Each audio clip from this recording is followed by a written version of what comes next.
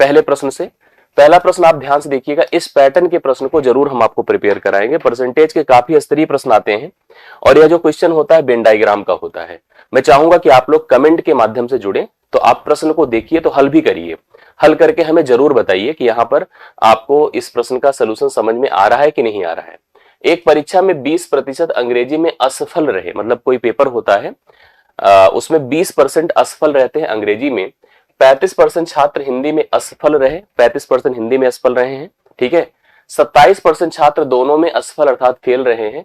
उत्तीर्ण छात्रों की संख्या 288 है, तो परीक्षा में बैठने वाले छात्रों की संख्या क्या होगी। जैसे टोटल को हमेशा, जो कुल होता है, कुल को हमेशा प्रतिशत के हिसाब से 100 माना जाता है, ठीक है, 100% माना जाता है। जैसे मैं आपसे कहूं, कभी कहूं, मतलब देखो एक तो कुल 100 है, अब उसी को कैटेगरी बना दो मैथ में तो मैथ 100 है, उसी को कैटेगरी बना दो हिंदी में तो हिंदी 100 है, क्योंकि परसेंटेज जहां चीजों को डिस्ट्रीब्यूट करेगा तहां 100 में ही डिस्ट्रीब्यूशन माना जाता है। जैसे हम आपसे कह दे कि 20% छात्र यहाँ पर गणित में, गणित ही ना अंग्रेजी है, अंग्रेजी में फेल अर्थात असफल होते हैं, तो तय है कि 80% छात्र पास होंगे, मतलब वो पास माने जाएंगे, सफल माने जाएंगे।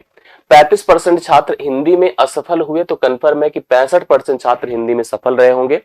27% छात्र दोनों में असफल थे, तो आप उसको डिवाइड कर दीजिए, तो 73% छात्र क्या हो जाएगा, दोनों में सफल माने जाएंगे। ऐसे प्रश्नों को हल करने के लिए वेन डायग्राम बनाया जाता है।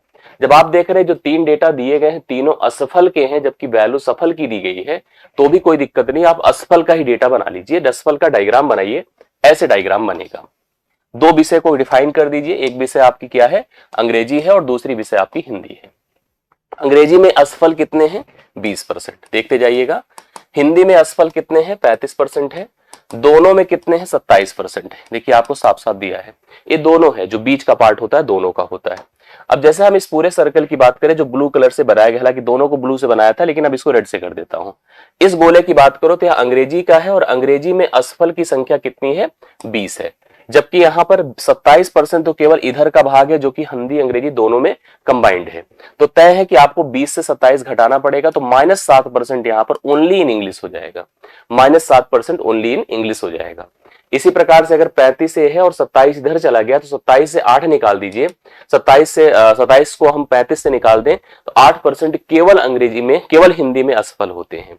अब अगर असफल की परसेंटेज हम डिफाइन करें, डिवाइड करके बताएं, मतलब यहां पर कंबाइन करें, तो तीनों को जोड़ना पड़ेगा, 8 से 7 घटेगा, 1 आएगा, और 1 जो है 27 में जुड़ेगा, तो 28% क्या होते हैं, फेल होते हैं। 28% अगर फेल होते हैं और आंकड़ा हमेशा 100 का होता है, तो पास की संख्या आप खुद ही देख लो कितना हो जाएगी। पास की संख्या 72% होगी, और 72% की वैल्यू हम लोग को दिया है। 72% की वैल्यू कितना दिया बताइए, 288 दिया है। 72% की वैल्यू 288 दिया है। आपको कुल संख्या पूछ रहा है छात्रों की, जो 100% होगा, 100% का मान हम लोग को बताना है। चलिए अभी कैलकुलेशन करिए। 24 तिया 72 होता है, बगल बगल तुलना कर सकते हैं, ऊपर नीचे काट सकते हैं, तिरछा बस गुणा करना होता है, इतना ध्यान दीजिएगा। 24 एक्के 24, 24 दूना 48 होता है, 3 चौके 12 होता है। 100 को 4 से गुणा कर दे, 400 टोटल संख्या थी छात्रों की, जो ऑप्शन नंबर सी में दिया है। ऐसे प्रश्न 100% आएंगे, इसमें लेवल कई अलग अलग होंगे, मतलब इसमें 3 का डायग्राम भी बन सकता है, थोड़ा सा डेप्थ अगर हम उसकी जूनियर की बात करें, और प्राइमरी के भी इस तरह के प्रश्न बन सकते हैं। इस तरह के प्रश्नों को लेकर के आप लोग कंसर्न रहिएगा, इस पर मैं आपको अच्छे से क्लियर करूंगा। मैं एक सेशन ठीक ठाक बड़ा सा इसके लिए आपको प्रोवाइड करूंगा, 25 से 30 प्रश्नों की प्रैक्टिस में सब कवर हो जाएगा, इसमें चिंता की बात नहीं आएगी। नेक्स्ट क्वेश्चन देखिएगा, ये प्रश्न इस पैटर्न का आ चुका है, मतलब ट्रेन कॉन्सेप्ट एक टॉपिक रहेगा, ध्यान से देखिएगा। ट्रेन कॉन्सेप्ट, रेलगाड़ी वाले जो प्रश्न होंगे वो पूरा एक टॉपिक ही रहेगा, जिसमें 6-7 कैटेगरी होती है रेलगाड़ी की। जब रेलगाड़ी जैसे इसमें तो किसी व्यक्ति को पार की है, ठीक है, खंबे को पार करेगी, पेड़ को पार करेगी। इसी तरह से रेलगाड़ी किसी प्लेटफॉर्म को, पुल को, सुरंग को, खड़ी रेलगाड़ी को, मतलब इनको पार करे, या किसी चलते हुए व्यक्ति को पार करे, समान दिशा में पार करे, विपरीत दिशा में पार करे, चलती हुई रेलगाड़ी को पार करे, समान दिशा में पार करे, विपरीत दिशा में पार करे। फिलहाल अभी स्थिति यह है कि एक रेलगाड़ी है। आप जानते हैं रेलगाड़ी कोई सामान्य व्हीकल नहीं है, जैसे बाकी व्हीकल होती है। सोचो सब तो खरीद लेते हैं लोग, रेलगाड़ी कोई खरीदा है? नहीं खरीद सकते हो, बल्कि प्राइवेट जेट तक लोग खरीद लेते हैं, लेकिन रेलगाड़ी नहीं खरीद सकता। क्यों? क्योंकि रेलगाड़ी के लिए जो रास्ते होते हैं ना, वो रास्ते सामान्य नहीं होते हैं, रास्ते सब नहीं खरीद सकते। मतलब आप रेलगाड़ी खरीदो तो रास्ता भी खरीदो। रेलगाड़ी कोई सामान्य व्हीकल नहीं है, रेलगाड़ी की अपनी एक सर्टेन लंबाई होती है।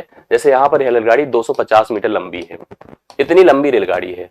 अब जैसे जनरल हम किसी बस में बैठते हैं, कार में बैठते हैं, मोटरसाइकिल पर, साइकिल पर, इन पर सवार होते तो इसकी कोई अपनी एक लेंथ नहीं काउंट की जाती, हालांकि बस की काफी लेंथ हो जाती है, लेकिन रेलगाड़ी की लेंथ को ही लेंथ माना जाता है, दूरी माना जाता है एक प्रकार से। जब वह ट्रैक के किनारे किसी खड़े व्यक्ति को, अब व्यक्ति के अलावा यहाँ पर पेड़ हो, यहाँ पर कोई खंबा हो, मतलब इनकी जो लेंथ होती है, हाइट तो मानी जाती है, ब्रेड्थ नेग्लिजिबल होती है। अगर कोई व्यक्ति है और व्यक्ति यहाँ पर खड़ा है, व्यक्ति यहाँ पर क्या है, खड़ा है, इस व्यक्ति को अगर यह रेलगाड़ी पार करेगी तो व्यक्ति को नहीं पार करती है। देखो इसका ड्राइवर यहाँ होता है, इसका गार्ड यहाँ होता है। अब ये देखो पार कैसे करती है, पार करने का मतलब देखो रेलगाड़ी ऐसी पोजीशन में हो गई तो पार कर गई, ड्राइवर यहाँ आ गया, गार्ड यहाँ आ गया, व्यक्ति तो खड़ा ही है। तो पार करने का मतलब, यस, पार करने का मतलब उस रेलगाड़ी ने खुद की ही लंबाई को पार किया, मतलब अपनी लंबाई अर्थात 250 मीटर को ही पार किया, कितने समय में, 15 सेकंड में। तो यहां से हमसे चाल पूछा, रेलगाड़ी की गति, स्पीड क्या होती है, speed is equal to distance upon time होता है। रेलगाड़ी की स्पीड कितनी है, रेलगाड़ी की स्पीड पता करने की, रेलगाड़ी ने कितनी लेंथ पार करी है, अपनी ही लेंथ को जो 250 मीटर है, कितने समय में, 15 सेकंड में पार किया है। तो एक प्रकार से आपके पास 250/15 मीटर पर सेकंड है स्पीड, 250/15 मीटर पर सेकंड है। इसको मुझे किलोमीटर प्रति घंटे में कन्वर्ट करना होगा।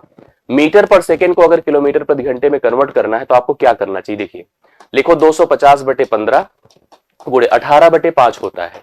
जैसे अगर आप किलोमीटर प्रति घंटे में हैं, ध्यान से देखिएगा, किलोमीटर प्रति घंटे को अगर आप मीटर पर सेकंड में ले जाना चाहते हैं तो आपको 5/18 से गुणा करना होगा, और अगर मीटर पर सेकंड से किलोमीटर प्रति घंटे में जाते हैं तो 18/5 से गुणा करना होगा।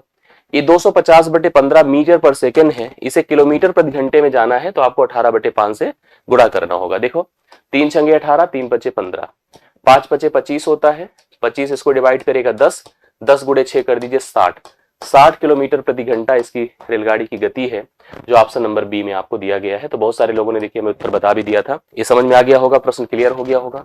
देखो त्रिकोणमिति का अभी तक तो ऐसा ही बेसिक प्रश्न आया है, लेकिन ट्रिग्नोमेट्री एक टॉपिक है, ट्रिग्नोमेट्री को ऐसे छोड़ देना और इतना आसान मान लेना नहीं सही है।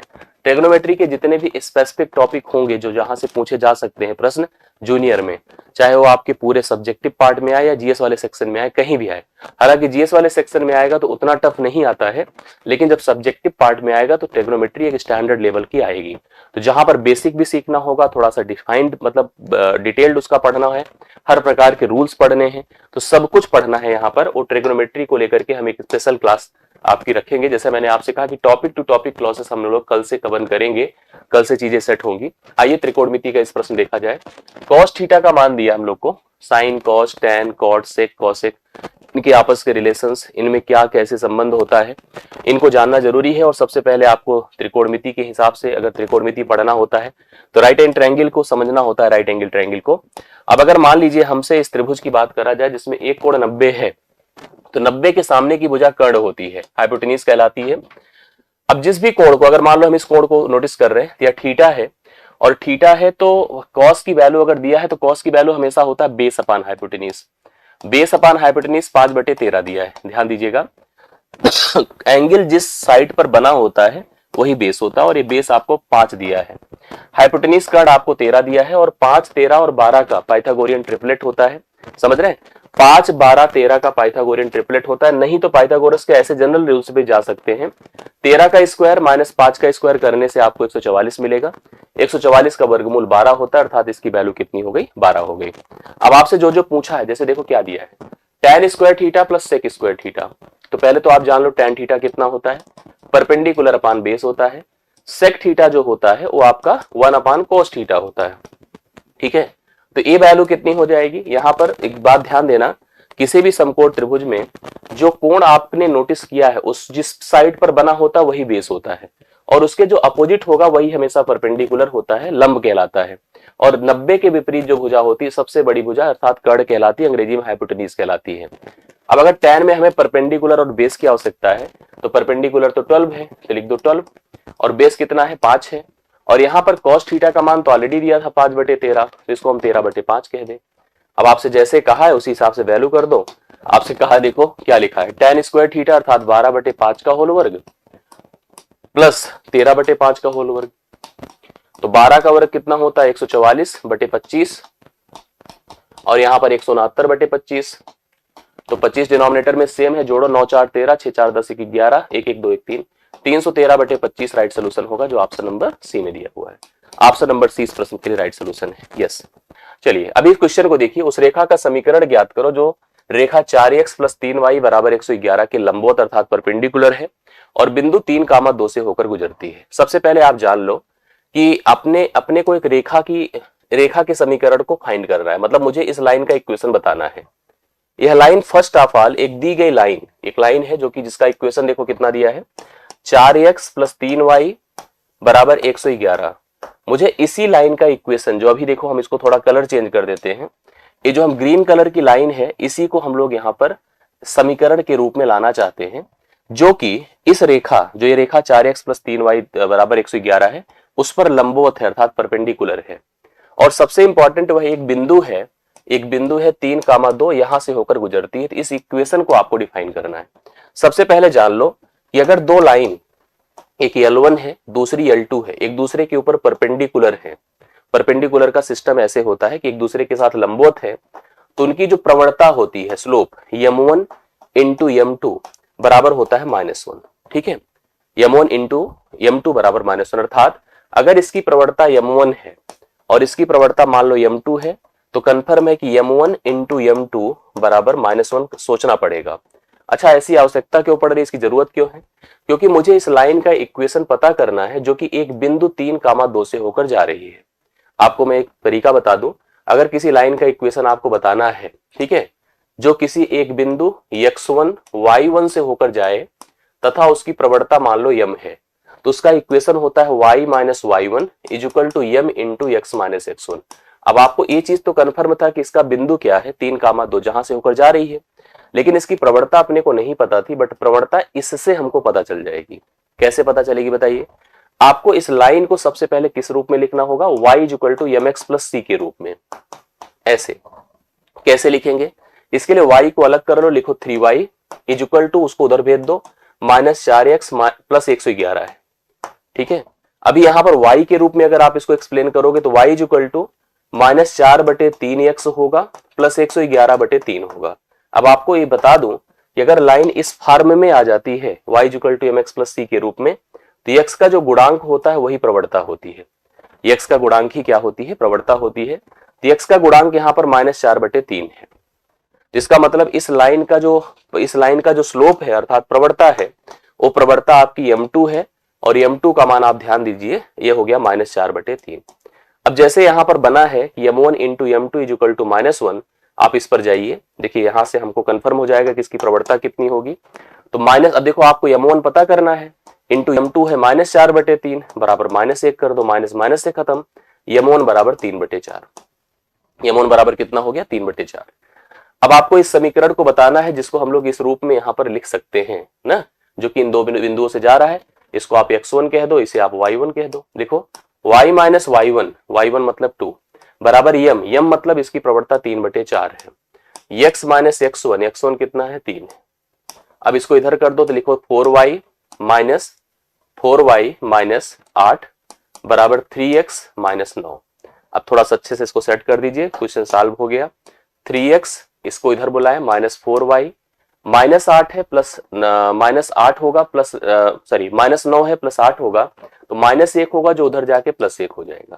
यही इसका सी ऑप्शन ही राइट सोल्यूशन है। 3x minus 4y is equal to 1 है, राइट सोल्यूशन है। ये प्रश्न आपकी परीक्षा में पूछा गया था, इस तरह का पैटर्न पूछा गया था। ध्यान रखिएगा, कोऑर्डिनेट को लेकर के मैंने 3 से 4 सेशन लिए थे, 5, और उसमें सारी चीजें जो कोऑर्डिनेट से रिलेटेड है उसको मैंने एक्सप्लेन किया था। समझ रहे हैं? आप लोगों को क्लियर हुआ होगा? ये हो गया ना, समझ में आया? तो मुझे लगता है कि यहाँ पर आप अच्छे से इसको कंफर्म कर लो, ये सारी चीजें आपको एकदम क्लियर हो जाएंगी, ये समझ में आ जाएगी चीजें। 4 नंबर हो गया। अब आइए 5वें पर। अगला क्वेश्चन देखिए, ये पैटर्न पूछा गया है जो नंबर सिस्टम का क्वेश्चन होता है। एक संख्या को अगर 114 से भाग करते हैं तो 21 शेषफल बचता है। 114 से भाग करने पर 21 शेषफल बचता है। अगर उसी संख्या को 19 से भाग दिया जाए तो शेषफल क्या होगा? सबसे पहले ध्यान दीजिएगा, आप अगर किसी संख्या को भाग देते हैं तो उसे हम भाज्य कहते हैं, डिविडेंड अंग्रेजी में कहा जाता है। ठीक है, डिविडेंड कहा जाता है। जिससे भाग देते हैं वो आपका भाजक अर्थात डिविजर कहलाता है।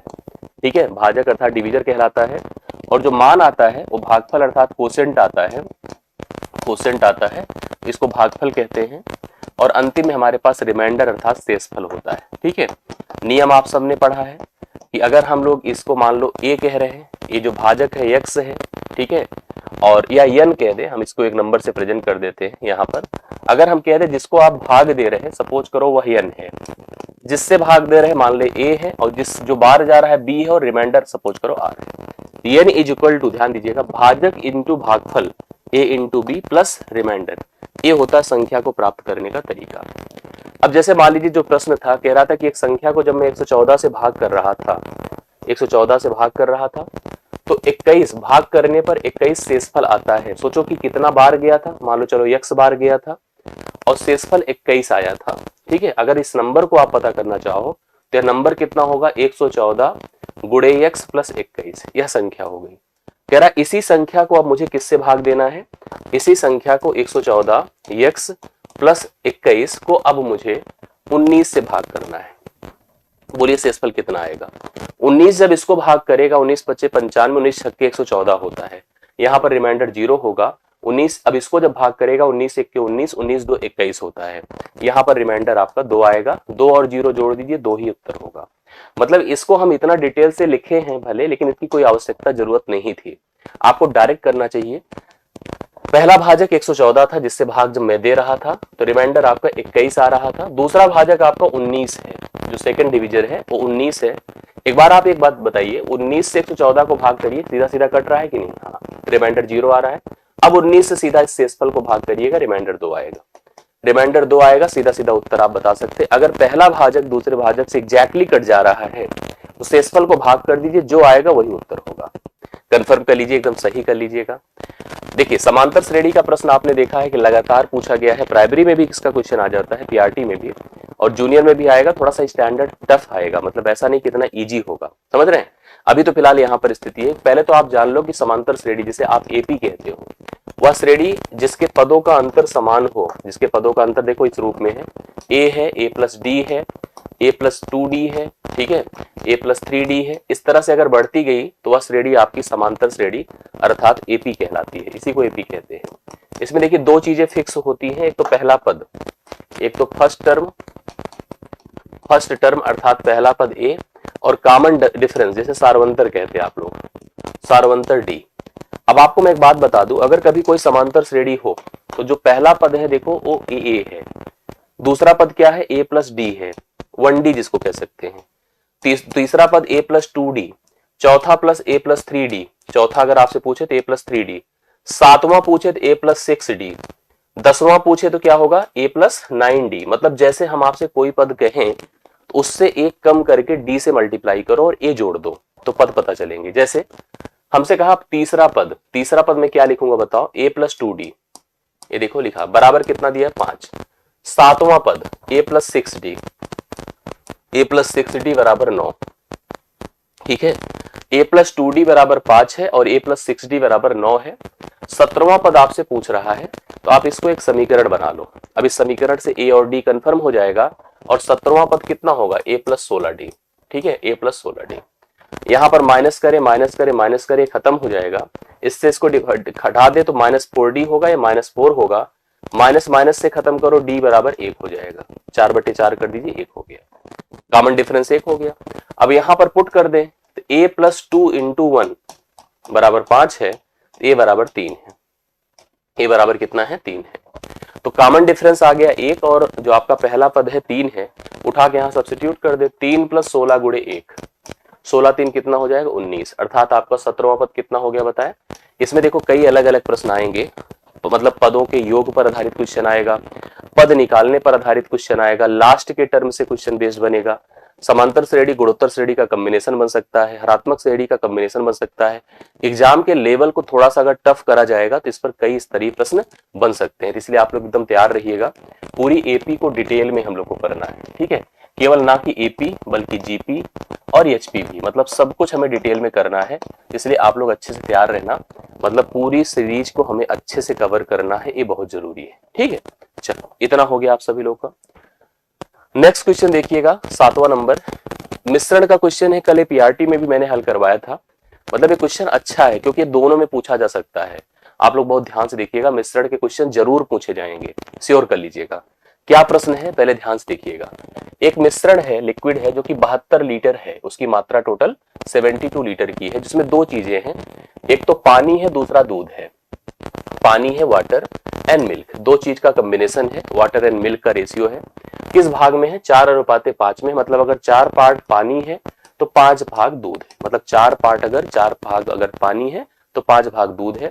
हम इसमें किसी की भी मात्रा को परिवर्तित करके रेशियो में चेंज ला सकते हैं। रेशियो में देखो हमें चेंज लाना भी है, क्वेश्चन में यही बोला इस मिश्रण में। अब अच्छा, हम कैसे परिवर्तित कर सकते हैं? किसी को बढ़ाकर, किसी को घटाकर। ठीक है, दोनों चीजें हो सकती हैं। जैसे मान लो हमें दूध की मात्रा बढ़ानी है, दूध का भाग बढ़ाना है, तो दूध को बढ़ा के बढ़ा सकते हो या पानी को घटाकर बढ़ा सकते हो। क्वेश्चन में देखिए क्या लिखा है, इस मिश्रण में कितनी मात्रा में दूध बढ़ाएं या दूध मिलाएं कि मिश्रण में पानी और दूध का जो रेशियो हो, देखो अभी ऐसा हो जाए। पहले देखो दूध की मात्रा आपकी कम थी, पानी थोड़ा ज्यादा था। अभी हम चाहते हैं कि दूध ज्यादा रहे, पानी हालांकि अभी भी स्थिति अच्छी नहीं है, आधा पानी उसका चलो 2 गुना दूध है, लेकिन फिर भी ठीक नहीं है, दूध प्योर होना चाहिए। अब इसको देखो, हमसे कहा गया दूध बढ़ाना है, अर्थात पानी को जैसा है वैसे ही रखना है, सेम रखना है। अब सेम रखना है तो यहाँ तो सेम नहीं दिख रहा है, 4 है 3 है, तो ऐसे क्वेश्चन आपको फेस करने को मिलेंगे। तो आप सेम कर सकते हैं बड़े आसानी से। कैसे? सेम ऐसे कर लो कि आप इसको जो है 3 से गुणा कर दो और इसको आप 4 से कर दो, देखो सेम हो जाएगा। 3 से करोगे 3 चौके 12, 3 पच्चे 15, मतलब जो हमारा 4-5 का अनुपात था उसको 12-15 लिख दो, कोई फर्क नहीं। 4 तिया 12 और 4 छंगे 24। अभी देखो ऐसे हो गया। अब आप देख रहे होंगे कि आपका जो पानी वाला भाग है सेम है, 12-12 है, बट दूध देखिए 15 से 24 है, मतलब कितना बढ़ा बोलो? 9 बढ़ा, 9 बढ़ा। मुझे इस 9 की मात्रा बतानी है, कितना होगी? कैसे बता सकते हैं? कंबाइंड पहले जो मिक्सचर था आपका, उसकी पूरी मात्रा 72 थी और इसका रेशियो पार्ट जोड़ो, 12 और 15 मिलकर कितना है? 27। अनुपाती टर्म में अगर कोई भी दो वैल्यू दी है, अनुपात में दी है और टोटल मात्रा दी है, तो अनुपाती पदों को जोड़ दिया करिए। जोड़िए, कितना हुआ? 27, और टोटल मात्रा से तुलना करिए। अब आपको जो भी वैल्यू पता करनी है, जैसे हमको पता करना है कि कितना दूध बढ़ा है, कितना दूध बढ़ा है या दूध मिलाया गया है, तो अब भाग आपका 9 है, फिलहाल 27 नहीं 72 है। ठीक है, ये कितना है? 72 है। तो आपको 9 का भाग निकालना है, 9 त्रिक 27 होता है, 9 त्रिक 27, 3 से डिवाइड कर दो 24, अर्थात 24 लीटर दूध आप मिलाएंगे, तब जाकर के यह रेशियो आपका 3 और 6 का बनेगा। जितने लोग हमें कितना बताए हैं, जितने लोग हमें पहला ऑप्शन 24 लीटर बताए, उनका परफेक्ट है, राइट सोल्यूशन है। इसका करेक्ट सोल्यूशन आपके सामने है, 24 आपका सही उत्तर माना जाएगा। जो 24 बताया है पहला ऑप्शन है वही है। पानी और दूध का अनुपात 3-6 हो जाए तो ऐसे में हमें 24 लीटर दूध को मिलाना पड़ेगा। करेक्ट है ना? सही करो, गलत नहीं करिए आप लोग। ठीक है, चलिए, ये 7वां क्वेश्चन था, एकदम डन हो गया है। मिश्रण एक टॉपिक रहेगा, ध्यान दीजिएगा, मैं जो टॉपिक मेंशन करते जा रहा हूं, मिक्सचर एंड एलिगेशन, ये टॉपिक आपके प्राइमरी में भी काफी प्रश्न देगा आपको, और जूनियर में इसका लेवल ठीक ठाक आपको दिखेगा। तो इस टॉपिक को हम प्रायोरिटी पर रखेंगे। यह टॉपिक भी आपकी परीक्षा के लिए मैं आपको अलग से कवर कराऊंगा, इसके लिए आप लोग तैयार रहना। ठीक है, मैं जैसे प्रेजेंट कर रहा हूं आप लोग प्लीज ध्यान से देखते जाइए। प्रायिकता का कोई तोड़ तो है नहीं, आपको पता ही है कि प्रायिकता से प्रश्न आना ही आना है, 100% आना है। ठीक है, प्रायिकता से, तो प्रायिकता को डिटेल से करने की बिल्कुल जरूरत है। हाँ, इसको डिटेल से करने की जरूरत है, और डिटेल्ड वीडियो इसका आपको मैं दूंगा। वीडियो क्या, मैं पूरा लाइव इसको प्रैक्टिस के माध्यम से आपको कवर करा दूंगा, कॉन्सेप्चुअली समझाते हुए। और मैं आपको वादा करता हूं, प्रायिकता जब मैं पढ़ाऊंगा और आप सीरियसली पढ़ लेंगे ना, दिमाग में भर जाएगा, मैं आपको वादा करता हूं। ठीक है, कभी भी आपका भूला बिसरा जो भी प्रायिकता को लेकर होगा, आप जिस दिन मैं डिटेल्स इसको पढ़ाऊंगा, आप पढ़ना बस केवल उस दिन, आपको लग जाएगा कि प्रायिकता क्या होती है। ठीक है, आप उसके बाद से फिर कभी कंफ्यूज नहीं रहेंगे। एक थैले में 3 हरे हैं, 3 हरे 4 नीले 2 संतरी, 3 क्या है? हरे, हरे मतलब ग्रीन। 3 हरे, एक थैला है, देखो ये थैला बना दिया, 4 नीले हैं, 4 ग्रीन कर दिया, नीला है ब्लू, और 2 संतरी है, 2 ऑरेंज, ऑरेंज गेंदे हैं, 3 ए, मतलब टोटल अपने पास गेंद है, गेंदों की संख्या देखो 3 4 7 2 9 टोटल है, 9 टोटल है इस थैले में। गेंदे हैं, गेंदे आइडेंटिकल हैं, समान शेप की हैं, और समान शेप की जब चीजें होती हैं और हम हाथ डालकर किसी भी गेंद को निकाले तो हम कलर आइडेंटिफाई नहीं कर सकते। जैसे अगर एक थैले में सभी गेंदों को रख दो, सभी समान आकृति के हैं, और कलर को हम थोड़ी आंख बंद करके जज कर पाएंगे। कलर बिना देखे, कलर तो मतलब ब्लाइंड पे चीजें डिपेंड करती है, अपनी दृश्य पर डिपेंड करता है कि देखेंगे तभी डिफाइन हो पाएगा। शेप को हम लोग अगर अलग अलग करते तो जरूर हम पहचान लेते कि इस गेंद का है, इस गेंद है। अब हमसे यहाँ पर पूछा है कि एक गेंद, एक कंचा यादृच्छा मतलब रैंडम होता है, मतलब आपको बिना किसी को दोहराए या किसी चीज को हमें निकालना है अगर, तो संतरी रंग, मतलब वो जो संतरी रंग है अर्थात ऑरेंज कलर है, उसका कंचा ना प्राप्त हो, ऐसी प्रायिकता क्या है। तो प्रायिकता के बारे में आपने कुछ तो पढ़ा मेरे से भी होगा, नहीं तो जनरल तो पढ़ा ही होगा, थोड़ी बहुत जानकारी अभी रख लो, आपको बाकी डिटेल से बताऊंगा। किसी भी एक इवेंट की प्रायिकता हमेशा n of a divide by n of s होती है। प्रायिकता जब निकाली जाती है तो पहले उसके पीछे कई सारी चीजें होती है अकड़, मतलब एक तो पहले एक्शन लिया जाता है, एक्शन से कई सारी संभावनाएं आती हैं, उन संभावनाओं में आपके फेवर की जो संभावना है उसका होना डिवाइडेड बाय टोटल होना, यही प्रायिकता है। और प्रायिकता आपको मैं पहले भी बताया हूं, अभी भी कंफर्म कर रहा हूं, कभी भी ग्रेटर आर इक्वल टू 0 होगी, लेस आर इक्वल टू 1 होगी। ना तो प्रायिकता 1 से छोटी होगी, ना ही प्रायिकता 1 से बड़ी, सॉरी, ना तो प्रायिकता 0 से छोटी होगी, ना तो प्रायिकता 1 से बड़ी होगी। 0 और 1 के बीच में ही प्रायिकता होती है, इस बात को भी तय कर लीजिए आप लोग। क्लियर है। अब तीसरी बात आती है कि कभी भी जैसे किसी चीज के होने की प्रायिकता आपको पी ऑफ ए दिया है, पी ऑफ ए होने की प्रायिकता है सर्टेनिटी की, तो ना होने की प्रायिकता क्या होगी पता है, ना होने की प्रायिकता 1 माइनस पी ऑफ ए होगी। जैसे इस प्रश्न में हमको कहा है कि संतरी रंग ना हो, ऐसी प्रायिकता बताओ, तो अगर मैं आपसे कह दूं संतरा रंग है, ऐसी प्रायिकता क्या होगी। संतरा रंग होने की प्रायिकता पी ऑफ ओ जो होगा n of O divide by n of s है। ठीक है, तो n ऑफ ओ अर्थात संतरे हैं कितने, 2 संतरी रंग के, और टोटल कितने हैं 9, तो संतरी रंग के होने की प्रायिकता 2/9 है। तो ना होने की प्रायिकता पी ऑफ ओ बाहर कर सकते हैं 1 माइनस 2/7, घटा दीजिए तो कितना हो जाएगा 2/9, घटा दीजिए तो 7/9 हो जाएगा। 7/9 इसका उत्तर हो गया, जो ऑप्शन नंबर आपको सी में दिया गया। ठीक है, इतना डिटेल किया। बाकी अगर संतरी रंग ना होने की प्रायिकता डायरेक्ट निकालना था तो भी आपको बता सकता हूं, कैसे समझिएगा। संतरा हटा दीजिए संतरे रंग को, बाकी देखो कितने हैं 7 और टोटल कितने हैं 9, ये हो गया डायरेक्ट आंसर। ऐसे भी कर सकते थे, हमें जरूरत नहीं थी इतना, लेकिन फिलहाल जरूरत पड़ेगी क्योंकि स्टेटमेंट के प्रश्न आएंगे और कई लेवल के प्रश्न आएंगे जहां आप डाउट में आओगे, तो ऐसे प्रश्नों पर अपना फोकस बनाइएगा। और प्रायिकता को मुझे डिटेल से पढ़ाना है, मैं आपको कंफर्म कर रहा हूँ। ठीक है, जो टॉपिक यहाँ पर होता जाएगा मैं दिखाते जाऊंगा कि आपको क्या टाइम एंड वर्क एक पार्ट रहेगा, और 2 प्रश्न आपकी परीक्षा में आएंगे। 2 प्रश्न, इसके कई लेवल होते हैं, नल टंकी भी इससे इन्वॉल्व होता है, लगभग 2 से 3 क्वेश्चन आते हैं, तो इसलिए इसको अच्छे से, इसके जितने पार्ट होते हैं उसको भी आपको पढ़ने की जरूरत पड़ेगी। ठीक है, आइए पढ़ते हैं। सुशील एक काम को 15 घंटे में पूरा कर सकता है। आप सुशील से काम करा लो तो कहेगा सर मेरे को इस काम को करने में कुल 15 घंटे लगता है। ठीक है, बिशन जो है, बिशन उसी काम को 18 घंटे में पूरा कर सकता है। यदि वे एक साथ कार्य करें तो उन्हें कार्य पूरा करने में कितना समय, मतलब आसान प्रश्न है, लेकिन फिर भी आपको इसके कई वैरायटीज नजर आएंगे, कई इसके लेवल होंगे जिसको आपको क्रैक करना होगा, अच्छे से पढ़ना होगा। और मैं उनको कहूंगा जो अभी तक शांत बैठे हैं, ठीक है, जो अभी पढ़ लिए थे शांत बैठे, तो आप सभी लोग अब एक्टिव हो जाओ। हमें तो आप सब बहुत लिख रहे थे एक्टिव होने के लिए जल्दी से पढ़ाना शुरू करिए सर, प्राइमरी पढ़ाइए, जूनियर पढ़ाइए। अभी आप लोग भी सक्रियता दिखाओ, रेगुलर आइए, सभी लोग पढ़नी शुरू करिए, तभी तो मोटिवेशन हमारा भी बनेगा। ये बहुत आसान सा प्रश्न है, आसान लिया गया है, लेकिन आपको मैं बता दूं इसके कई लेवल होंगे और इसमें मुझे 3 से 4 क्लास लेनी होगी, तब जाकर इसके सभी प्रश्नों को मैं कवर करा पाऊंगा जो प्रश्न आपकी परीक्षा में बन सकते हैं। ये समय है, ठीक है, कार्य को पूरा करने में लगाया गया समय है। समय डिपेंड करता है आपकी क्षमता, स्किल पर, कि आपकी स्किल क्या है, आपकी लेवल क्या है, आपकी कैपेसिटी क्या है करने की। हमें यहाँ से सबसे पहले काम को निर्धारित करना होता है, टोटल वर्क बनाना होता है।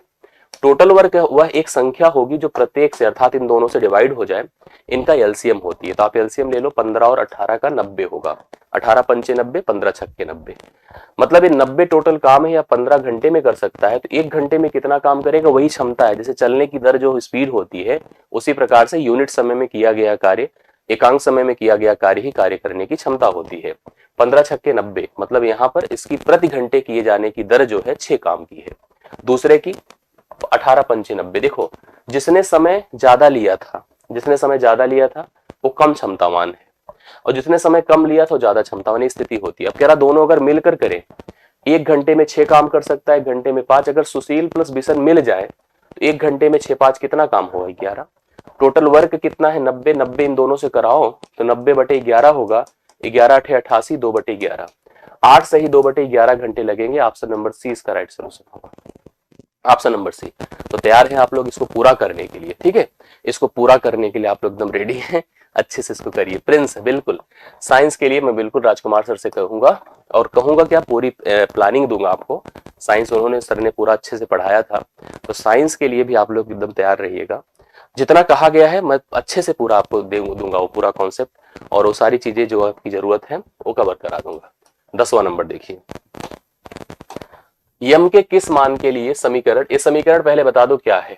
ये समीकरण आप सबको पता है, क्वाड्रेटिक इक्वेशन है जिसे द्विघात समीकरण कहते हैं। द्विघात समीकरण कहते हैं। ax² + bx + c = 0 के रूप में लिखा जाता है ना। इसका एक मान होता है जिसे डिस्क्रिमिनेंट कहते हैं, डी, विविक्तिकर कहते हैं हिंदी में, विविक्तिकर। विविक्तिकर जो डी होता है वो b² - 4ac होता है, यह सबको पता होगा। b² - 4ac होता है। याद रखिएगा ये विविक्तिकर से हम इन समीकरण के, जो समीकरण आपको दिया रहा था, इसके नेचर, इसके रूट के अर्थात मूलों के नेचर को डिफाइन कर पाते। जैसे इसमें नेचर को ही क्लियर किया है कि कह रहा है यम के किस मान के लिए इस समीकरण के मूल जो है वो बराबर है अर्थात इक्वल रूट है। और आप जान लो कि इक्वल रूट कब होते हैं? जब d = 0 होता है। देखो ध्यान से, for real and equal root, ठीक है, जब कोई द्विघात समीकरण रियल एंड इक्वल रूट रखता है तो d बराबर क्या होता है? 0। d मतलब d, अगर d 0 है तो इसका मतलब आप लिख सकते हैं कि b² - 4ac = 0। ठीक है, बाकी हम रूट के बारे में आपको एक्सप्लेन किए भी हैं और आगे करेंगे भी। अभी जितनी आवश्यकता उसके हिसाब से देखिए, लेकिन इसके लिए आपको इस जो जनरल इक्वेशन होता है इससे अपने दिए गए इक्वेशन को कंपेयर करना होगा। ये सबसे बड़ा टास्क इसमें होता है। चलिए आप लोग कवर करिए। सबसे पहले बताइए, अगर हम इससे इसको कंपेयर करते हैं इससे, तो a का मान कितना आएगा? x² का गुणांक 4 है, यहाँ x² का गुणांक a है, a बराबर कितना हुआ? 4। b मतलब bx है ना, तो x के पहले 6m है तो 6m होगा b, और लास्ट यहाँ पर 9 है तो c का मान कितना हो जाएगा बताइए? 9। c का मान हो गया 9। आइए यहाँ पर सब्स्टिट्यूट कर दीजिए आप लोग। b² मतलब 6m का होल स्क्वायर बराबर 4ac, उधर लेके जाइए 4 × a मतलब 4 × c मतलब 9। अभी आप लोग देखो इसका हल कितना आएगा।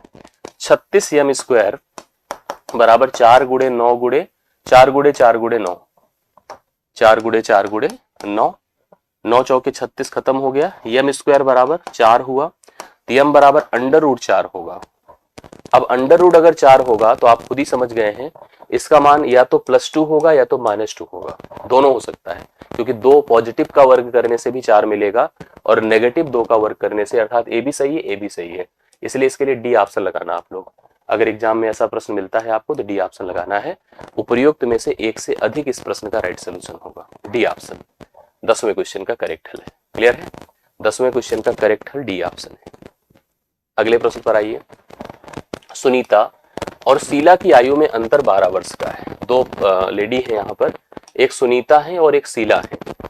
दोनों की एज का डिफरेंस है 12 साल का। एक बात जान लीजिए कि 2 पर्सन की आयु का जो डिफरेंस होता है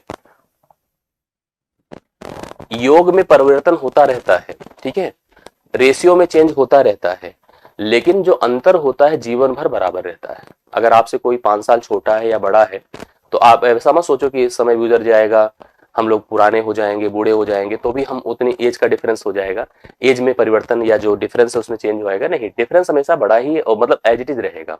जो आज आपसे जितना छोटा है या बड़ा है जीवन भर आपसे उतना ही छोटा और बड़ा रहेगा।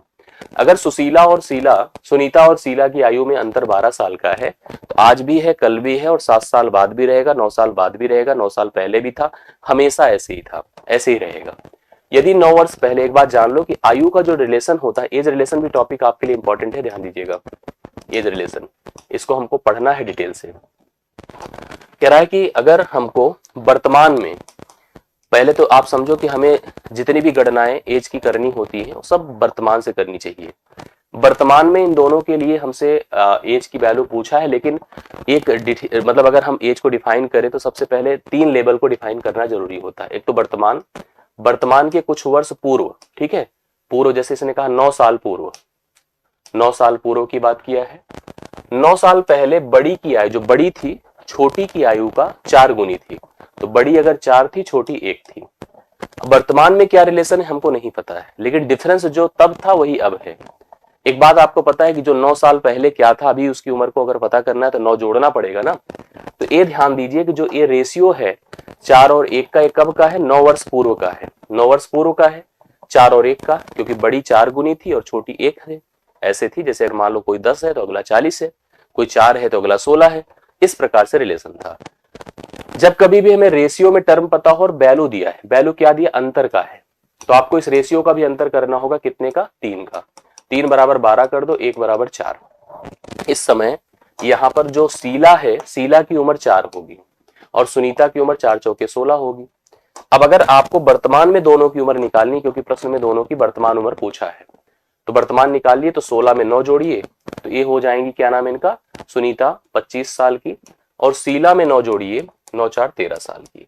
13 और 25 है जो कि ऑप्शन नंबर सी में दिया है, ऑप्शन नंबर सी है, ऑप्शन नंबर सी इस प्रश्न का राइट सोल्यूशन है। 13 और 25 है, करेक्ट है। समझ रहे ना बातों को। पूरा 11वें प्रश्न का राइट सोल्यूशन आप लिख लीजिए 13 और 25, अर्थात यहाँ पर शीला की उम्र 13 साल हो जाएगी और सुनीता की उम्र 25 साल हो जाएगी, जो करेक्ट सोल्यूशन है। आप अच्छे से इसको देख लीजिए, तय कर लीजिएगा। हम इसको ऐसे भी चेक कर सकते थे ऑप्शन पर, लेकिन हमने आपको जैसे कहा है कि ऑप्शन ओरिएंटेड बीपीएससी में होना बहुत ही कंफ्यूजन है। मतलब बाकी परीक्षाओं में ऑप्शन ओरिएंटेड होना, और एज रिलेशन तो हम आपको समझाते हैं कि हमेशा ऑप्शन ओरिएंटेड रहिए, लेकिन बीपीएससी में ऑप्शन ओरिएंटेड बड़ा मतलब ये थोड़ा सा क्वेश्चनेबल है, क्योंकि इसमें जो 2 ऑप्शन होते हैं बड़ा कंफ्यूज करते हैं। इसलिए आपको ऑप्शन ओरिएंटेड नहीं होना है, कॉन्सेप्ट ओरिएंटेड होना है बीपीएससी, तभी आपको सिलेक्शन देगा, ये भी मान के चले, ठीक है, नहीं तो गलती होने के बहुत चांसेस हैं। ऐसा प्रश्न पूछा गया है, हालांकि पूछा नहीं जाना चाहिए इतना लो लेवल, लेकिन फिर भी आप जान लो कि ऐसा प्रश्न आपसे परीक्षा में पूछ सकता है बीपीएससी। एक पेन ड्राइव को 1452 रुपए में बेचने पर एक दुकानदार को 12% की हानि होती है, ठीक है। दुकानदार के लिए पेन ड्राइव का क्रय मूल्य ज्ञात करो कि कितने में उसने खुद खरीदा था, ये बताना है आपको। कोई भी चीज की लागत हमेशा 100% होती है, लागत क्या होती है, 100%, और लागत अगर 100% है, अब उससे अगर मान लो 12% की हानि हुई है उसे, तो 12% की हानि मतलब 88% में उसने खरीदा है, बेचा है, सॉरी 88% में 12% की हानि पर उसने बेचा है। अभी हम कह रहे हैं कि उसकी लागत अर्थात 100% का मान हमको बता दो। 88% का मान अपने को दिया है 1452 और 100% का मान पूछ रहा है। हम चाहे तो इसको एक थोड़ा सा और डिफाइन कर सकते हैं इस तरह से, ऐसे 12% को थोड़ा एक्सप्लेन कर देते भिन्न में, 4 तिया 12, 4 25 बार 100, मतलब लागत अर्थात क्रय मूल्य इसको बना लेते, हानि इसको कह देते, और 25 से 3 घटा देते तो 22 इसका विक्रय मूल्य हो जाता। तो 22 का मान इसको मानते और 25 का मान निकालते तो उत्तर आ जाता, तब भी आपका उत्तर बन जाता। समझ रहे ना। अब इसको ध्यान से देखिएगा, इसको कंपेयर वैसे करिए जैसे तुलना की जाती है, स्कूल में हमने क्रॉस मल्टीप्लिकेशन पढ़ा है, इसका मान ऐसे कंपेयर करना, तिरछा गुणा जो प्रोसेस होता है, ऊपर नीचे काट दो, बगल बगल काट दो, जो कट सके काट दे। 4 से 22 बार, ठीक है, 4 से 25 बार, सही है। 11 दूना 22, 11 1 11, 3 5, 11 तिया 33, 11 दूना 22, ठीक है। 2 से फिर काटो, 2 छंगे 12, 2 छंगे 12, इसको गुणा करो, 25 छक्के 150 और 25 छक्के 150, 150 में 15 जोड़ा 165, 1650 रुपए उसकी लागत थी, अर्थात दुकानदार ने खुद बेचारे ने 1650 रुपए में खरीदा था और 1400 कितने में, 52 रुपए में 12% की हानि लेकर बेचा था। राइट सोल्यूशन इसका क्या होगा, पहला ऑप्शन है, पहला ऑप्शन ए ऑप्शन 1650 रुपए है, एकदम बहुत बड़े, बिल्कुल भर सकते हैं कविता जी। हाँ 90 मार्क्स तो सही है ना, 90 मार्क्स से 60% अगर आपका बनता है तो सही है, तब आप एप्लीकेबल है, एकदम सही है, ठीक है। चलिए अभी आगे बढ़ते हैं हम लोग, हाँ आगे बढ़ता हूं, 13 नंबर पर आते हैं हम लोग। यहाँ पर एक समचतुर्भुज है जिसको आप रोम्बस कहते हैं, 100% रोम्बस का प्रश्न आता है, मतलब क्वाड्रिलेटरल के जितने प्रकार होंगे, क्वाड्रिलेटरल के थ्योरेटिकल अप्रोच से भी प्रश्न बनता है, आप सबको पता है, जिसमें डेफिनेशंस काइट के बारे में, रेक्टेंगल्स के बारे में, स्क्वायर्स के बारे में, पैरेललोग्राम के बारे में, रोम्बस के बारे में, ट्रेपीजियम के बारे में, हर तरह के लेवल बनते हैं, हर तरह के, थोड़ा सा ज्योमेट्रिकल कॉन्सेप्ट पर भी प्रश्न बनता है, मतलब ज्योमेट्री के जो एंगल रिलेशंस को और साइड रिलेशन के क्वेश्चंस होते हैं, मेंसुरेशनल क्वेश्चन बनते हैं जो एरिया पेरीमीटर पर बेस्ड होते हैं। तो सबके लिए आपको प्रिपेयर्ड रहना है, ठीक है। और पूरा ज्योमेट्री मैं आपको पढ़ाया भी हूँ और आगे भी इसको एक्सप्लेन करूंगा आपके लिए, ठीक है। तो तैयार रहना। ये टॉपिक मैं मेंशन इसीलिए कर रहा हूँ क्योंकि ये हम एक एनालिसिस कर रहे हैं और यहाँ से हम लोग को एक अपना विजन तैयार करना है कि आगे हमको किस वे में, किस लाइन में तैयारी करनी है। बस आप लोग फोकस्ड रहो, तैयार रहो, बने रहो, तो चीजें करेक्ट हो जाए। समचतुर्भुज रोम्बस है एक ऐसा चतुर्भुज जो पहली चीज तो समांतर होता है, दूसरा इसकी जो सभी भुजाएं होती है ना बराबर होती है। सभी भुजाएं क्या होती है? बराबर होती है। अब बराबर के साथ साथ इनके जो विकर्ण होते हैं डायगोनल्स, एक दूसरे को समकोण पर समद्विभाजित करते हैं। यहाँ 90, यहाँ 90, यहाँ 90, यहाँ 90, यह इसके बराबर होता है या इसके बराबर होता है। इसका परिमाप हमको दिया है। परिमाप जिसको पेरीमीटर आप कहते हैं, किसी भी फिगर का जो परिमाप होता है उसकी सभी भुजाओं का जोड़ होता है। अब अगर इसका परिमाप हमको दिया है तो पहले तो जान लो कि सभी भुजाएं ए मान लेते हैं, सभी भुजाएं ए मान लेते हैं। तो ए ए ए ए कितनी बार है? 4 बार। तो लिखो 4a, 4a बराबर 52 कर दो तो a बराबर 13 होगा। सभी भुजाएं क्या हो गई? 13, अर्थात इसको भी आप 13 कह सकते हो। अब एक जगह चलते हैं, देखिए उसका छोटा विकर्ण, एक विकर्ण उसका 10 दिया है। अगर इस विकर्ण की लेंथ आपकी 10 है पूरा, यहां से यहां तक अगर हम इसका नामकरण कर देते हैं ABCD, तो ये जो विकर्ण अपना AC है इसकी जो लेंथ अगर 10 दी है तो इसका आधा भाग यहां से यहां तक 5 होगा। और ये आपको समकोण दिख ही रहा है, तो पाइथागोरस जी का नियम लगेगा। पाइथागोरस का नियम लगेगा तो a भाग, देखो ये 90 है, 90 के सामने कर्ण होगा और इसके पहले एक प्रश्न हम कर चुके हैं पाइथागोरस पर। 5, 13 और 12 का रिलेशन होता है, यह लेंथ हो जाएगी 12। अगर ये 12 है तो इतना भाग भी 12 है और पूरी जो BD होगी तो 12 12 कितनी हो जाएगी? 24, क्योंकि दूसरे विकर्ण की लंबाई हमसे पूछा गया है 24। यहाँ पर हमसे एरिया भी पूछ सकता है, एरिया, ठीक है। माइक सही कर दे। भाई अब मैं क्या करूं? एकदम से कंफर्टेबल ना हो तो बताओ भाई। 1/2 गुणे D1 इंटू D2 होता है एरिया, ठीक है। 1/2 गुणे D1 इंटू, कभी कभी पूछ लेता है कि इसका क्षेत्रफल क्या होगा? 1/2 गुणे D1 इंटू D2। 1/2 गुणे पहला विकर्ण 13 है, सॉरी 10 है, दूसरा आपका 24 आया। अगर एरिया पूछता तो एरिया भी हम लोग 24 पंचे 120 बता लेते, 120 सेंटीमीटर स्क्वायर। हालांकि नहीं पूछा था, हम लोग ऐसे भी प्रश्न यहाँ पर कर सकते हैं, बिल्कुल। क्लास तो चलेगी ही, क्लास तो पिछली बार भी हुई थी और इस बार भी हम लोग तैयार हैं, ठीक है। तो 13th क्वेश्चन आपके सामने है, B option right solution, B option ना। नेक्स्ट क्वेश्चन पर आइए, माध्यिका मीडियन। मीडियन आपसे पूछा है। मीडियन को हम अंग्रेजी में पोजिशनल एवरेज कहते हैं, ठीक है, पोजिशनल एवरेज कहते हैं। जैसे अगर कोई कलेक्शन है, कोई समूह है, समूह के सभी पदों को सबसे पहले व्यवस्थित करो, अरेंज करो, अरेंज करो। जैसे छोटे से बड़े में, हाँ, अरेंज करना पड़ता है हम लोग को, छोटे से बड़े में या बड़े से छोटे में, दोनों को ध्यान दीजिएगा। किसी भी क्रम में आपको सबसे पहले छोटे से बड़े असेंडिंग में या डिसेंडिंग में बड़ा, मतलब हमें अरेंज करना पड़ता है। जैसे अपने हाथों की उंगलियां, फिलहाल असेंडिंग नहीं है। कभी क्लास में जैसे स्कूल में असेंबली होती थी, प्रार्थना होती थी, छोटे से बड़े में बच्चों को खड़ा कर दिया जाता था, रोल नंबर के हिसाब से या कैसे भी, मतलब उनकी आयु के हिसाब से, उनकी लंबाई के हिसाब से।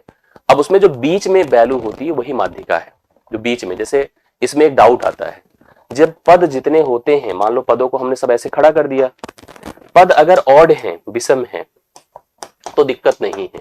जैसे आपने पांडव सुना था, पांडव 5 भाई थे। अब उसमें सब छोटे से बड़े पर चलते तो हम आपसे कहते हैं कि माध्यिका कौन है, तो बीच में युधिष्ठिर, भीम, अर्जुन, नकुल, सहदेव ना, ऐसे थे ना, तो अर्जुन जी क्या हो जाते? माध्यिका, माध्यिका मीडियन वैल्यू। बट अगर यही चीज इवन होता है, ठीक है, सम होता है, तब थोड़ी दिक्कत होती है। अब हम आपसे कह दें कि राम भगवान 4 भाई थे, अब उसमें माध्यिका कौन है, तो माध्यिका वहां पर 2 वैल्यू हो जाती है, बीच की 2 वैल्यू। जैसे मान लो यहाँ पर हम टर्म देखें, सबसे पहले तो अच्छा लग रहा है कि सभी टर्म अरेंज्ड हैं, ग्रुप्ड हैं, ये देखो बढ़ते क्रम में है। ऐसे में हम क्या करते हैं पता है, हम चेक करें टर्म कितने हैं, 1 2 3 4 5 6 7 8 है, टोटल टर्म कितने हैं? 8 है, मतलब सम है। अब सम है तो थोड़ी दिक्कत है, सम है तो दिक्कत है। ऐसी कंडीशन में जब सम है, अगर ये विषम होता 9, मान लो विषम होता तो n+1 अपॉन 2th वैल्यू, मतलब जितनी वैल्यू, जैसे मान लो अगर 9 होता तो 9 + 1 10/2, 5वीं वैल्यू माध्यिका हो जाती।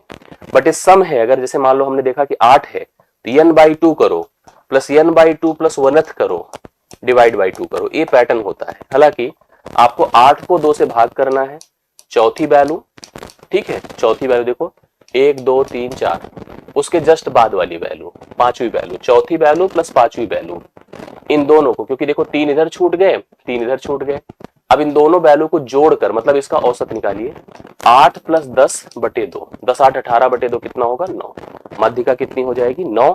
इस प्रश्न के लिए राइट सोल्यूशन है जो कि ऑप्शन नंबर कहां पर दिया है ए, ऑप्शन नंबर ए है। तो माध्यिका पर भी स्टैंडर्ड, अर्थात आप ध्यान दीजिएगा मीन मीडियन, ठीक है, मोड, इतने से लेकिन काम नहीं चलेगा, आपको मानक विचलन स्टैंडर्ड डेविएशन मीन डेविएशन पर भी प्रश्न आपसे पूछे जाते हैं, और डेविएशन को खास करके हमें पढ़ना है, डिस्पर्जन आप डेविएशन पढ़ेंगे, विचलन को बहुत अच्छे से पढ़ना है, प्रश्न बनता है, ठीक है। इसलिए स्टैटिस्टिक्स अर्थात सांख्यिकी को बहुत डिटेल से पढ़ने की जरूरत है आपको। अभी तो मान लो चलो एक पैटर्न आपने देखा, बट सांख्यिकी को डिटेल से पढ़ने की आवश्यकता है अगर हमको इस परीक्षा को आगे अच्छे से करना है तो, ठीक है। लीजिए इस प्रश्न को ध्यान से देखिएगा, हाइट एंड डिस्टेंस का क्वेश्चन है। आप ट्रिग्नोमेट्री जब पढ़ेंगे तो उसी समय हाइट एंड डिस्टेंस को भी पढ़ना हमारे लिए जरूरी हो जाता है। हाइट एंड डिस्टेंस जिसको आप ऊंचाई दूरी कह रहे हैं, मतलब अगर इसका 2 सेशन बढ़िया कर दिया जाए, सभी प्रश्नों को कवर करा दिया जाए तो ऊंचाई दूरी में दिक्कत नहीं आएगी, लेकिन एक प्रश्न आपकी परीक्षा में जरूर आएगा, ठीक है। आइए क्वेश्चन समझते हैं। 20 मीटर 14 मीटर ऊंचे दो खंभे हैं, एक खंभा है 20 मीटर और एक है 14, ये जानते हैं दोनों का बेस जमीन ही होगा, खंभे तो जमीन पर ही खड़े होंगे ना। एक 14 मीटर का है और एक 20 मीटर का है, देख रहे हैं आप लोग, ये 14 मीटर का है और ये 20 मीटर का है। कह रहा है कि अब प्रश्न को पढ़िए, खंभों के ऊपरी सिरों को एक तार से जोड़ा जाता है, ये इसका ए सिरा है और इसका ए सिरा है, ऐसे जोड़ दिया एक तार से यहां से यहां तक, ठीक है। यहां ए कह दो, इसको बी कह दो। अब तार क्षैतिज 30 डिग्री का कोण बनाता है, क्षैतिज मतलब हॉरिजॉन्टल, हॉरिजॉन्टल इसे क्षैतिज कहते हैं, हॉरिजॉन्टल 30 डिग्री का कोण बनाता है, यहां पर 30 डिग्री का कोण बनेगा। अब आपसे पूछा तार की लंबाई बता दो, तार की लंबाई भाई क्या होगी ए लेंथ, ठीक है, ए लेंथ आपकी तार की लंबाई है। अब आपको यहां रहना है, यहां पर इस त्रिभुज में रहना है, यहीं से आपका काम हो जाएगा। पहले तो आप ये बताइए कि अगर यह पूरा यहां से यहां तक 14 था, ये भी 14 होगा, और ये पूरा अगर आपका 20 था तो यह कितना होगा 6, यहां से यहां तक कितना हो जाएगा भाई 6। अब ये समकोण त्रिभुज है। अब हाइट एंड डिस्टेंस में जनरली हम लोग ऊंचाई मतलब लंब और डिस्टेंस मतलब दूरी जो हॉरिजॉन्टल होता है, परपेंडिकुलर अपॉन बेस अर्थात टैन पर डिपेंडेंट होते हैं। बहुत बार हम लोग हमेशा डिस्कस करते हैं टैन थीटा, बट हमसे इस लेंथ को पूछा है, ये लेंथ थोड़ी पूछा है कि जमीन तल से दोनों की दूरी क्या है, ये पूछ सकता है कि दोनों जमीन तल पर कितनी दूरी पर स्थित हैं, तब आपको टैन की आवश्यकता होती। बट अगर हमसे तार की लंबाई पूछा है तो एक प्रकार से हमसे इसका कर्ण पूछा है, और अगर हम इस कोण को देख रहे हैं तो कोण के जो विपरीत भुजा होती है हमेशा लंब होती है, परपेंडिकुलर कहलाती है।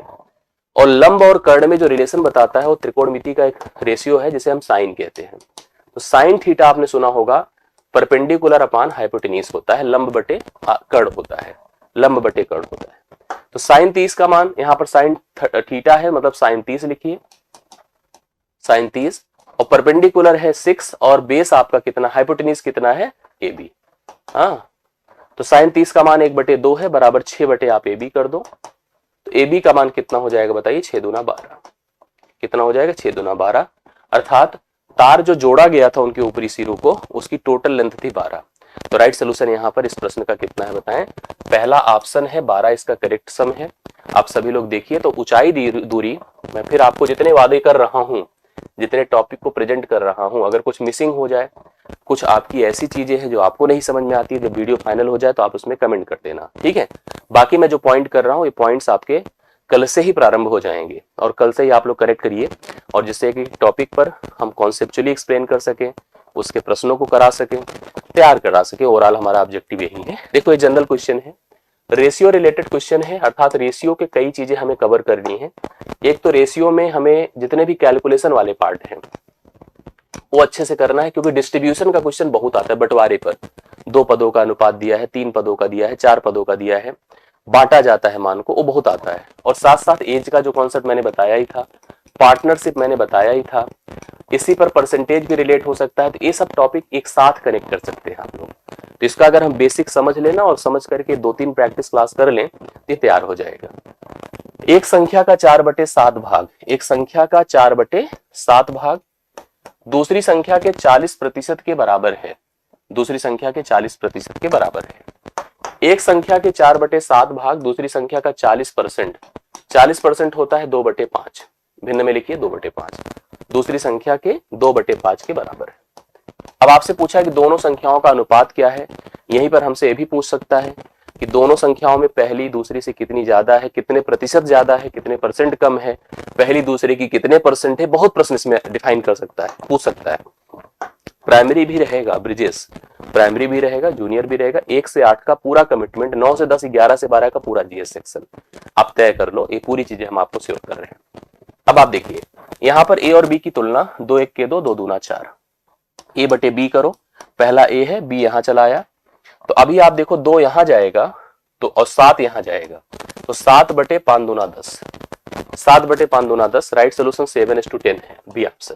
अब यहीं पर आपसे अगर मान लो पूछ लेता कि जो है पहला दूसरे से कितने परसेंट कम है, पहला दूसरे का कितना प्रतिशत है ना, ऐसे पूछ सकता था कि नहीं, पहला दूसरे का कितना परसेंट है, तो कितना परसेंट होगा बताओ। पहला तो है कितना, 7 है। अगर हम परसेंट बनाते हैं किसी को तो 100 से गुणा करते हैं, और किसका है, 10 का है, तो 70% है। फिलहाल ये पूछा नहीं है लेकिन मैं बता रहा हूं आप लोगों को, पहला दूसरे का 70% है। पहला दूसरे से कितना कम है, कितने प्रतिशत कम है, दूसरा पहले से कितने प्रतिशत ज्यादा है। ऐसे भी प्रश्न आपसे यहाँ पर पूछ सकता है, और 100% पूछता है, याद रखना 100% ऐसे क्वेश्चंस बनते हैं परीक्षा में। इसका तो फिलहाल उत्तर 7-10 का था, लेकिन ध्यान देना कि वैरायटी ऑफ क्वेश्चंस अलग अलग हो सकते हैं इसी पैटर्न पर। चक्रवृद्धि ब्याज और साधारण ब्याज दोनों का, और साथ साथ मैं आपको बता दूं, इसको इतना हल्का मत सोचिएगा। इसमें जब क्वेश्चन आएगा इंस्टॉलमेंट का, ठीक है, 100% इंस्टॉलमेंट आप मान लेना, जो आपका क्या होता है इंस्टॉलमेंट, जो किस्त वाले क्वेश्चंस होते हैं, किस्त वाले, ठीक है। अभी तो जनरल एक प्रश्न है, लेकिन किस्त वाले प्रश्न पर एक सेशन करना और इसका बेसिक समझना, दोनों के रिलेशन समझना। साधारण ब्याज, चक्रवृद्धि ब्याज निकालने के अलग अलग जितने भी पैटर्न या क्वेश्चंस बन सकते हैं, 2 क्वेश्चन, एक क्वेश्चन आपके पैटर्न में, जैसे अगर मान लो कुछ जीएस में पूछ लिया, जीएस सेक्शन में कुछ प्रॉपर मैथ्स में पूछ लिया, तो पूछेगा 100%, तो तैयार रहना। एक क्वेश्चन अब की बार भी पूछा गया, पिछली बार भी पूछा गया, हर बार पूछा जा रहा है। जहां ब्याज सालाना रूप से संयोजित होता है, 10% प्रतिवर्ष की चक्रवृद्धि ब्याज दर पर दिए गए रुपए की कितनी राशि 2 वर्ष में 1331 रुपए हो जाएगी, बताइए। 10% प्रतिवर्ष, 10% क्या होता है, 1/10। हम लिखें 10 से 1 बढ़कर 11, और 2 साल की बात है, 2 साल में 1331, फिर लिखो 10 से 11। ये आपका प्रिंसिपल होता है, अमाउंट होता है, ये प्रिंसिपल होता है, अमाउंट होता है।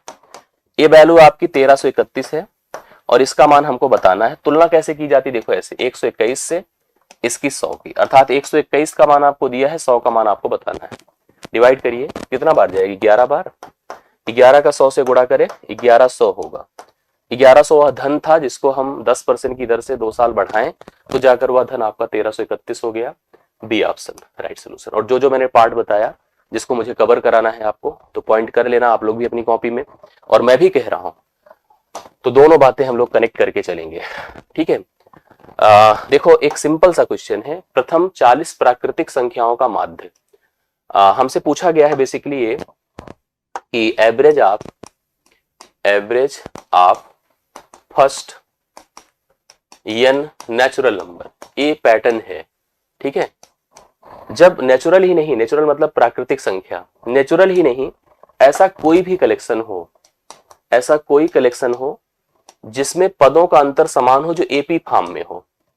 समान प्राकृतिक संख्याएं हैं, पूर्ण संख्याएं हैं, सम संख्या है, विषम संख्या है, वर्ष हैं, कुछ ऐसे टर्म जिसमें पदों का अंतर, गुणज है किसी भी टर्म के, गुणज मतलब मल्टीपल्स है, किसी के पहाड़े हैं।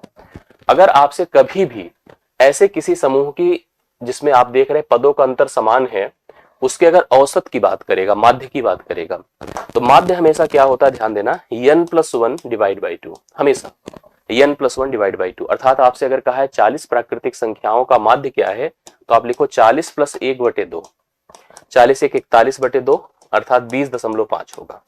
तो ये एवरेज का कॉन्सेप्ट है। फिलहाल अभी एवरेज में अगर मैं 2 सेशन आपको कराऊंगा, 2 से 3, तो 2 से 3 सेशन, तो ये आपके लिए बहुत ही इंपॉर्टेंट होगा, जहां पर एक बार संख्याओं को लेकर, फिर एवरेज में एक प्रश्न जो बहुत बनता है कि अगर कोई समूह से कोई पद निकाला जाए या शामिल किया जाए, आप देख रहे हैं क्वेश्चन आ रहा है, तो औसत में क्या परिवर्तन होता है, पदों की संख्या में क्या तो गलतियों पर आधारित क्वेश्चंस होते हैं, औसत के अच्छे अच्छे लेवल के प्रश्न बनते हैं, तो आप औसत को भी कनेक्ट कर रहे हैं, हम लोग करेंगे इसको।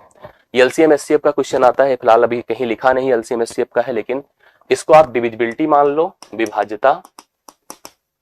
विभाज्यता या एलसीएम एचसीएफ, ये दो पार्ट एक साथ, ठीक है, विभाज्यता और लासा और मासा। क्वेश्चन क्या है, 5 अंक की संख्या, सबसे बड़ी 5 अंक की संख्या ज्ञात करो जो जब 3 से 4 से 5 से और 6 से भाग दी जाए तो हर दशा में, ये सब भाजक हैं, क्या है भाजक, भाजक मतलब भाग दे रहे हैं उस संख्या को। अभी मैं एकदम क्लियर करता हूं, तो शेष क्या बचे पता है, जब 3 से भाग करूं तो 1, जब 4 से भाग करूं 2, 5 से भाग करने पर 3 और 4 से कहां गया 6 से भाग करने पर 4 शेष बल बचे।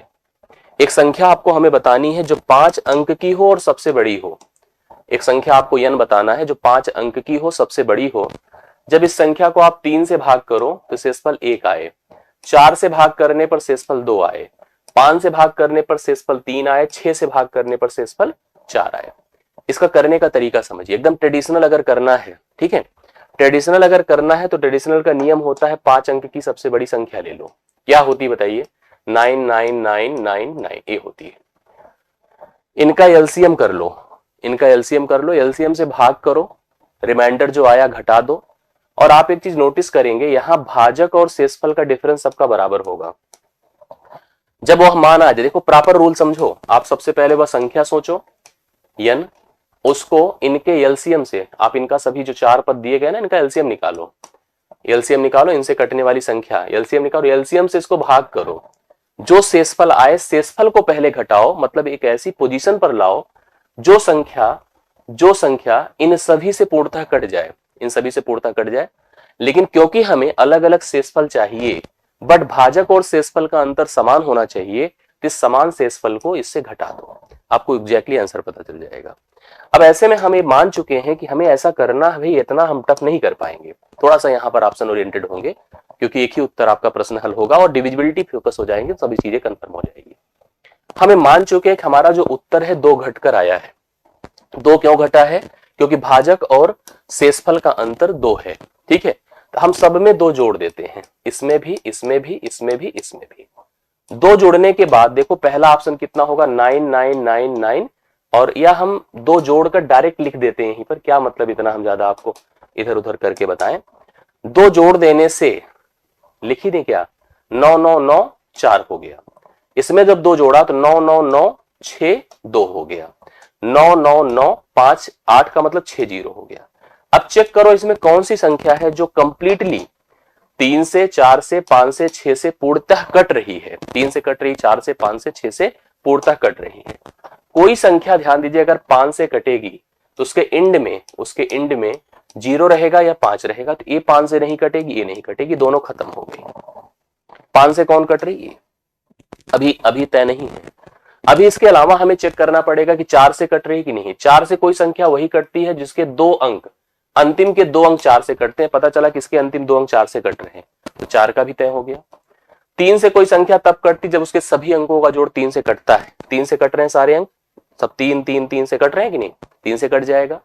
6 से वह संख्या कटती है जो 2 से कटती है, 3 से कटती है, 2 से कटेगा ही क्योंकि अंत में 0 है और 3 से ऑलरेडी कट रहा है, यही इस प्रश्न का उत्तर है। अब आप इसको अगर भाग दोगे 3 से तो आपको शेषफल 1 मिलेगा, 4 से शेषफल 2 मिलेगा, 5 से 3 मिलेगा, 6 से 4 मिलेगा।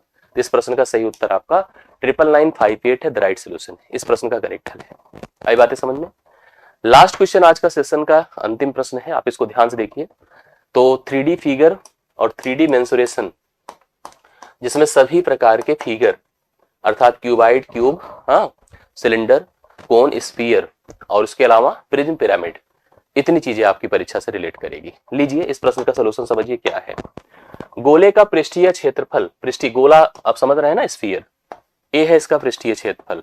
गोले की रेडियस अपनी होती है त्रिज्या, जैसे गेंद जो होती है, ठीक है, गेंद का जो पृष्ठीय क्षेत्रफल होता है वो 4πr² होता है। हालांकि इसका कोई सरफेस नहीं होता है, गेंद जो बाउंड्री में मतलब क्रिकेट में, फुटबॉल में खेली जाती है वही गेंद है। 4πr² इसका सरफेस एरिया होता है, याद रखना। और एक बेलन है, ध्यान से देखना बेलन क्या है। बेलन में क्या लिखा है पढ़िए, ये है बेलन ना। एक लंबवृत्तीय बेलन जिसकी ऊंचाई तथा व्यास, व्यास मतलब डायमीटर, और 2r होता है, 2r। ऊंचाई तो चलो ठीक है, जिसकी ऊंचाई तथा व्यास 12 है, तो ऊंचाई चलो 12 कर दो, बट यहां व्यास अगर 12 है तो रेडियस 6 कर दीजिए। ठीक है, रेडियस कितनी कर दीजिए, 6। कह रहा कि वक्र पृष्ठ के क्षेत्रफल बराबर, इसका जो वक्र पृष्ठ होता है 2 पाई RH होता है, CSA जिसको कहते हैं। CSA मतलब जैसे मान लो कुआं है, तो कुएं का जो आधार है नीचे और ऊपर का छोड़ के जो बाउंड्री ऐसे नहीं होता, उसी को आप ले लीजिए। पाइप है जैसे मान लीजिए, तो जो सरफेस है ऊपर का वही है CSA। ये 2 पाई RH हुआ, दोनों कह रहा है बराबर है। अब हमसे कह रहा है कि गोले की त्रिज्या बता दो कितनी होगी। चलिए लिखिए, 2 गुणे पाई गुणे R, R इसका 6 है और H है 12, और यहां पर 4 पाई R स्क्वायर है। तो पहले तो पाई पाई से गया, करेक्ट है। 4 से इसको डिवाइड करो, 4 3 12 होता है। R स्क्वायर बराबर 3 दूना 6 4 के 36, तो R बराबर √36, R बराबर 6। रेडियस इसकी कितनी होगी बताओ, 6। तो राइट सोल्यूशन यहाँ पर 6 है, सी ऑप्शन करेक्ट आंसर इस प्रश्न का सही है। आपके हो गई बातें, समझ में आई सब चीजें ना। चलिए अर्चना जी कह रहे हैं सर शांत पूर्वक। हाँ, मैथ दरअसल एक तो ऐसे डरावना होता है आप लोग के लिए, और अगर हम इसको भी बड़े खूंखार तरीके से चिल्ला चिल्ला के जैसे पढ़ाया जाता है, आजकल यूट्यूब पर कल्चर चलता है, वैसे पढ़ाना शुरू कर दे तो आप कभी कभी तो जैसे होता है ना, पटक देते हैं, मतलब तोड़ देते हैं, ऐसा बताते हैं वैसा बताते हैं। इसको जितना हो हल्ला मचाओगे इसके ऊपर, मैथ के ऊपर ना, उतना ही अजीब हो जाता है आपके लिए। करंट में कुछ चीजें समझ में आ जाती है, लेकिन वो मतलब ड्यूरेबल नहीं होती है। मैथ बड़ा स्मूथ और बहुत ही इफिशिएंट वे में आसान तरीके से सोचना चाहिए, समझना चाहिए और अंदर से रियलाइज करना चाहिए, मैथ आपका हो जाता है जी। तो मेरे हिसाब से आपको चीजें कंफर्म हो गई होंगी, समझ में सारी बातें आ गई होंगी। मेरा इस सेशन को लेने का उद्देश्य ही इतना था कि आपको मैं एनालिसिस कर सकूं, आपको बता सकूं कि सही में मुझे पढ़ना या पढ़ाना क्या है आगे। हम आपको जिन टॉपिक्स को मेंशन किए उन टॉपिक्स पर डिटेल्ड कॉन्सेप्चुअल प्रैक्टिस वाइज हम सेशंस रखेंगे, कल से ही प्रारंभ करते हुए, जो आपकी 1 से 5, 6 से 8 ना, 9 से 10, 11 से 12 लगभग सभी परीक्षाओं के लिए काफी हद तक यूजफुल होगा। कैटेगराइज सेशंस आपके अलग अलग रहेंगे, जो प्राइमरी के लिए, जूनियर के लिए। आप डिस्टर्ब मत होना कि आज मेरा नहीं हुआ, आज मेरा नहीं, सबके लिए कॉमन होगा और सबके लिए कैटेगराइज्ड भी होगा, तो इसके लिए आप चिंता मत करना। विश्वास रखना कि परीक्षा का एक भी प्रश्न इधर उधर नहीं होगा, इतना भरोसा आप रख करके पढ़ सकते हैं। प्रतिदिन मेरे साथ प्रैक्टिस पर लगे रहिए, कॉन्सेप्चुअल लगे रहिए। आप हमें कमेंट कर सकते हैं, जो आपका पार्ट जैसा ऐसा लगता है कि हमें चीज नहीं समझ में आती है, नहीं पढ़ा है हमने, नहीं सीखा है, नहीं जान पाए, तो कमेंट जरूर कर देना। और अच्छा लगे तो आप जरूर लाइक, वीडियो भी लाइक करिएगा और शेयर भी कीजिएगा, जिससे कि कनेक्टिविटी और रेगुलर रहिए, कनेक्टिविटी बनी रहे ना। ज्यादा संख्या में थोड़ा सा लोग रहेंगे तो चीजें अच्छी हो जाएंगी और अच्छा हो जाएगा। आज के लिए मेरी तरफ से इतना ही, बहुत बहुत धन्यवाद, थैंक यू सो मच। कल मुलाकात होती है, आज के लिए थैंक यू सो मच।